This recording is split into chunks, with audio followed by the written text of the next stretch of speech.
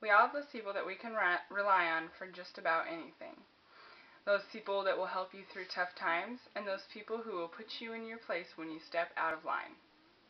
That person for me was my grandpa, Richard Newberry. Throughout my speech, I will be talking to you about his incredible journey through life. I will tell you about his family and his personal life, his characteristics that made him known for who he is, and his passion for sports, coaching, and teaching. Aside from his sports, coaching, and teaching, he was a great family man. His personal life was not something that most would consider to be private. He happily showed his love for his family and friends, along with his many children that he has. He was born and raised in Utah, where he met his first wife, Bobby. They had 3 children together, Andy, Marty, and Cindy. Andy is the oldest, but he passed away in the 90s of AIDS. Then there was Marty, and their youngest is Cindy, who lives in Arizona, and Marty still lives at the beach.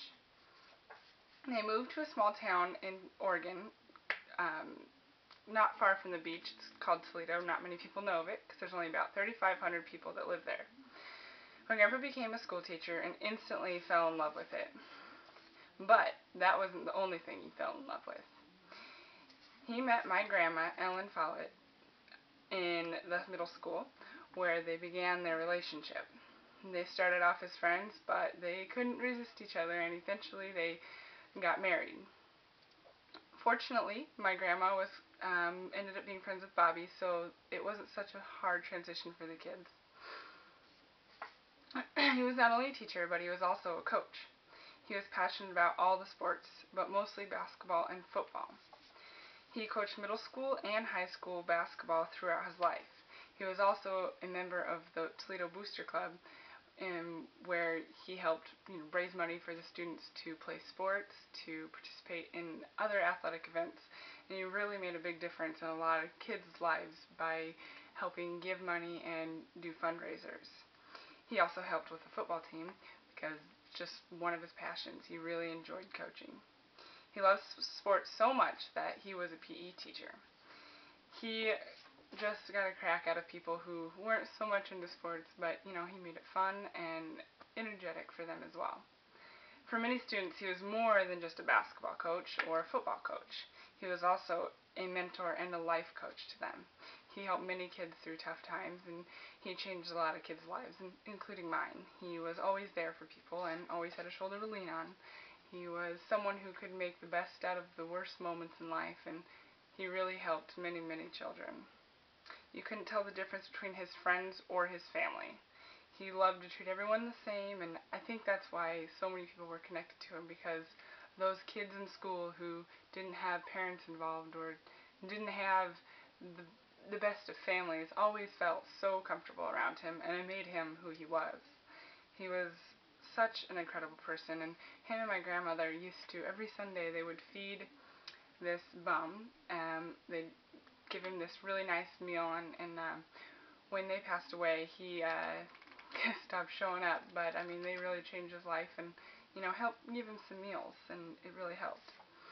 He had many grandkids, so he was very good about treating everyone the same. He had 3 kids from his first marriage, and then 3 stepkids when he married my grandmother.